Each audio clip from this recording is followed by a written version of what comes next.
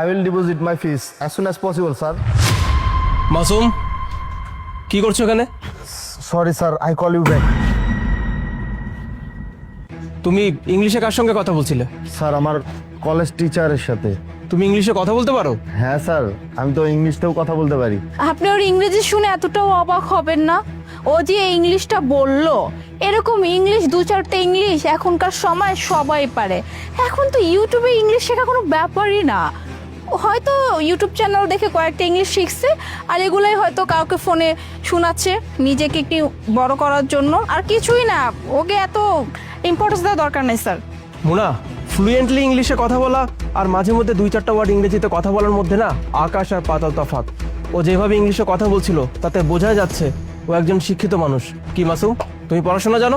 Sir আমি একজন computer engineer, কিন্তু পড়ালেখা পুরোটা শেষ করতে পারিনি। হোয়াট? তুমি কম্পিউটার ইঞ্জিনিয়ারিং নিয়ে পড়াশোনা করেছো? তো তুমি আমার কোম্পানিতে সিকিউরিটি গার্ডের জব কেন করছো?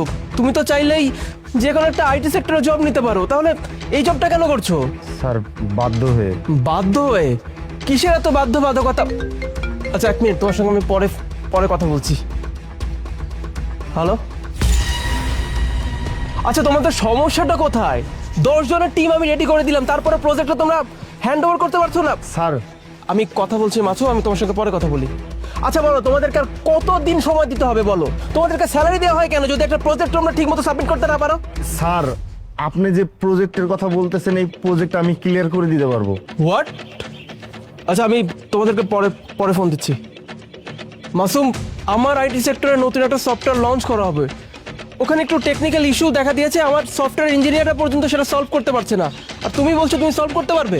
স্যার আপনি যে প্রজেক্টটা নিয়ে কাজ করতেছেন না, এই প্রজেক্ট সম্পর্কে আমার আইডিয়া আছে, আমি এটা ক্লিয়ার করে দিতে পারবো। স্যার আপনি ওর কথায় প্লিজ একদমই কান দিবেন না।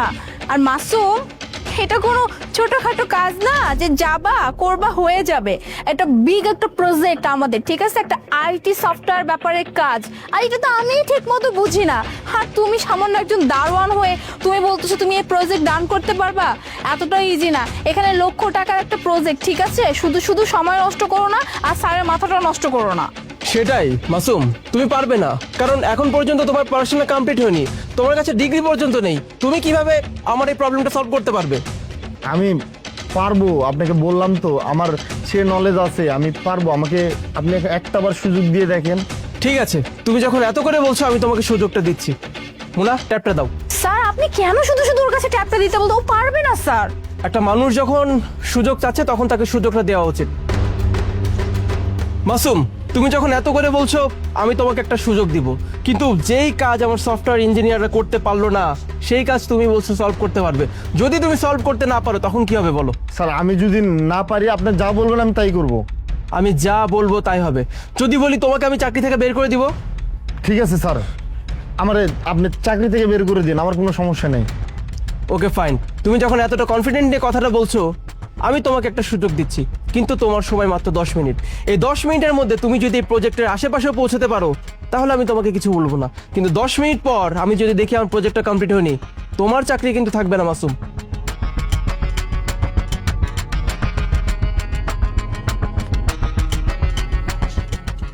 Masum, time is running out, fast.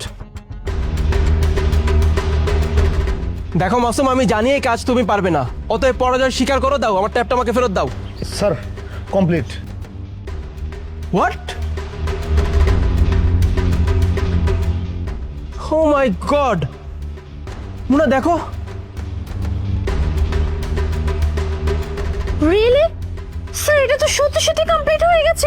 মানে মাসুম, তুই কিভাবে পারলি এটা কমপ্লিট করতে? সেই কাজ আমার সফটওয়্যার ইঞ্জিনিয়াররা পর্যন্ত করতে পারলো না, সেই কাজটা তুমি এত কম সময়ের মধ্যে কি করে করে দিলে মাসুম? আমি তো কিছুই বুঝতে পারছি না। তুমি তো এখন পর্যন্ত পড়াশোনা কমপ্লিট করতে পারোনি। স্যার কম্পিউটার ইঞ্জিনিয়ারিং নিয়ে আমি পড়াশোনা করছি ঠিক আছে, কিন্তু আমি পড়াশোনাটা লাস্ট এক্সাম দিতে পারি নাই, মানে কমপ্লিট করতে পারি নাই। আর বললাম না, আমি যে চাকরিটা করতেছি এটা আমি বাধ্য হয়ে করতেছি। আমার কাছে নলেজ আছে ঠিকই, কিন্তু আমার কাছে কোনো সার্টিফিকেট নাই, কোনো ডিগ্রি নাই। বাধ্য হয়ে? আচ্ছা মাসুম, তুমি একটু আমাকে খুলে বলো না যে কিসের এত বাধ্যবাধকতা হয়ে গেল তোমার, যে তোমাকে বাধ্য হয়ে এত ব্রিলিয়ান্ট একজন স্টুডেন্ট হওয়ার পরও তুমি আমার এখানে সিকিউরিটি গার্ডের জব করছো আমি ঠিক বুঝলাম না। আসলে হয়েছে কি স্যার, আমার বাবার স্বপ্ন ছিল যে আমি কম্পিউটার ইঞ্জিনিয়ারিং পড়ব, কম্পিউটার ইঞ্জিনিয়ার হব। তার স্বপ্ন আমারও স্বপ্ন হয়ে দাঁড়ালো। আমার বাবা খেতে খামারে কাজ করে আমাকে পড়াশোনা করাচ্ছিল, আমিও পড়াশোনা করতেছিলাম, পড়াশোনা সব দিক দিয়ে ঠিক ছিল। কিন্তু মাঝখানে না বাবা মারা যাও স্যার। বাবা মারা যাওয়ার পরে আমার পরিবারের হাল ধরার মতো মানুষ বলতে আমি ছাড়া কেউ নেই। মা আছে, বোন আছে, এদেরকেও তো আমারই দেখে শুনে রাখতে হবে। পুরো দায়িত্ব তো আমার কাঁধে এসে পড়ছে বাবা মারা যাওয়ার পরে। এরপরে আর কি, আমার লাস্ট এক্সাম আমি দিতে পারি নাই। টাকার অভাবে, আর্থিক সমস্যা, আবার মা বোন এদের দায়িত্ব আমার কাঁধে এসে পড়ছে। আমি পুরাটা এলোমেলো হয়ে গেছি স্যার। পরে কি করব, অনেক জায়গায় আপনার চাকরির জন্য ট্রাই করছি, কিন্তু কোথাও চাকরি পায় নাই। সব কিছু আছে, নলেজ আছে, ওই তো ডিগ্রি সার্টিফিকেট, আর মূল কথা হচ্ছে আমার কাছে টাকা নেই। আর এই যুগে টাকা ছাড়া কোনো চাকরি হয় না স্যার। তারপর আর কি, আপনার কোম্পানিতে সিকিউরিটি গার্ডের চাকরি করতেছি। তোমার বিষয়টা আমি বুঝতে পেরেছি মাসুম। আসলে আমাদের দেশের না এই একটাই সমস্যা, আমাদের দেশে আসলে ট্যালেন্টকে প্রায়োরিটি দেওয়া হয় না, প্রায়োরিটি দেওয়া হয় সার্টিফিকেটকে। আবার তার সঙ্গে সঙ্গে তুমি ভাগ্যরও দোষ দিতে পারো। যাই হোক, তুমি তো বললে তুমি তোমার দায়িত্ববোধের জায়গা থেকে তুমি তোমার পড়াশোনাটা কমপ্লিট করতে পারোনি। মাসুম, তোমার বাবার তো ইচ্ছা ছিল তোমাকে সফটওয়্যার ইঞ্জিনিয়ার বানানো। সেই সুযোগটা যদি আমি করে দেই, মানে আমি হয়তো তোমাকে ফুল টাইম জব দিতে পারবো না, যেহেতু তোমার কাছে সার্টিফিকেট নেই। আর প্রত্যেকটা অফিসেরই একটা রুলস থাকে যে সার্টিফিকেট থাকতেই হবে এমপ্লয়ীদের। যেহেতু তোমার সেটা নেই, সেক্ষেত্রে আমি তোমাকে হয়তো ফুল টাইম জব দিতে পারবো না। কিন্তু তুমি যদি চাও, আমি তোমাকে পার্ট টাইম জবের একটা ব্যবস্থা করে দিতে পারি। সেই জব থেকে তুমি যেটা আর্ন করবে, সেই টাকা দিয়ে তুমি তোমার পড়াশোনাটা খুব ইজিলি কন্টিনিউ করতে পারবে। আর তারপর তোমার ডিগ্রি যখন অর্জন হয়ে যাবে, তুমি একটা ভালো চাকরি করতে পারবে। তুমি কি চাও সেটা? স্যার, আপনি আর মজা নিয়েন না আমার সঙ্গে। আমি এর আগেও অনেক কোম্পানির সাথে কথা বলছি, তারা আশা দিছে, কিন্তু ভরসা কেউ দিতে পারে না। না না মাসুম, আমি তোমার সঙ্গে মোটেও মজা করছি না, আমি একদম সিরিয়াস। তুমি এতটা ব্রিলিয়ান্ট স্টুডেন্ট, যেই কাজ আমার সফটওয়্যার ইঞ্জিনিয়াররা পারলো না, সেই কাজটা তুমি এত কম টাইমে করে দিলে। কিন্তু তোমার কাছে ডিগ্রি নেই, কিন্তু তোমার কাছে ট্যালেন্ট আছে। আমি চাই না তোমার মতো ট্যালেন্টেড একজন মানুষ এভাবে হারিয়ে যাক। তাই আমি তোমাকে একটা সুযোগ দিতে চাই মাসুম। দেখো, আমার এখানে অনেক সময় অনেক প্রজেক্ট নিয়ে ঝামেলা পোহাতে হয়, আমার ইঞ্জিনিয়াররা সেটা সলভ করতে পারে না। তাই আমি চাই যখন আমার ইঞ্জিনিয়াররা কোনো প্রজেক্ট সলভ করতে পারবে না, সেই প্রজেক্টটা তুমি সলভ করে দিবে, যেটা হবে তোমার পার্ট টাইম ডিউটি। এবং এই প্রজেক্টটা সলভ করার জন্য আমি তোমাকে একটা হ্যান্ডসাম অ্যামাউন্ট পে করব। সেই অ্যামাউন্ট দিয়ে তুমি তোমার পড়াশোনাটা খুব ইজিলি চালিয়ে যেতে পারবে। এবং তার পাশাপাশি আমার কোম্পানিটা আরেকটা ফ্যাসিলিটিস আমি চালু করেছি। হয়তো তোমার জানা আছে যে আমার এখানে কিন্তু বিভিন্ন স্টুডেন্টসরা অনেক সময় ট্রেনিং নিতে আসে। আর তাদেরকে যারা ট্রেনিং করায়, আই মিন টিচার্স, তাদেরকে ট্রেনিং দেওয়ার জন্য আর কি কোনো সার্টিফিকেটের দরকার হয় না, ট্যালেন্ট থাকলে দরকার হয়, যে ট্যালেন্টটা তোমার মাঝে আছে। সো আমি চাই নিউ যারা স্টুডেন্টসরা আসবে এখানে ট্রেনিং নিতে, তাদেরকে ট্রেনিং তুমি করাবে। তাদেরকে ট্রেনিং করানোর জন্য আমি তোমাকে প্রতি মাসে 20,000 টাকা স্যালারি দিব। সপ্তাহে মাত্র 2 দিন, শুক্রবার শনি, উইকেন্ড ছুটি বলে কথা। এই ছুটির দিনগুলোতে তুমি ট্রেনিং করাবে, আর বাকি দিনগুলোতে তুমি তোমার পড়াশোনা মন দিয়ে করবে। এরপর আমি তোমার প্রতি সম্পূর্ণ বিশ্বাস রেখেই বলতে পারি, তুমি অনেক ভালো রেজাল্ট করবে। যখন ডিগ্রিটা অর্জন করবে, তুমি তোমার সার্টিফিকেট নিয়ে এসে আমার কাছে জমা দিবে।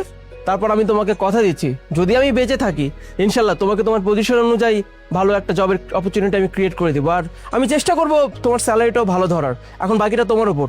জি স্যার, আমি রাজি আছি, আমি আপনার চাকরিতে রাজি আছি, আমি চাকরি করতে চাই। যাক, তোমার কথা শুনে ভালো লাগলো। একটা কথা সবসময় মাথায় রাখবে মাসুম, জীবন সবসময় মানুষকে সুযোগ দেয় না, সুযোগ একবারই আসে, আর সেই সুযোগটাকে লুফে নিতে হয়। যাই হোক, আজকে থেকে তোমাকে আর এখানে সিকিউরিটি গার্ডের দায়িত্ব পালন করতে হবে না।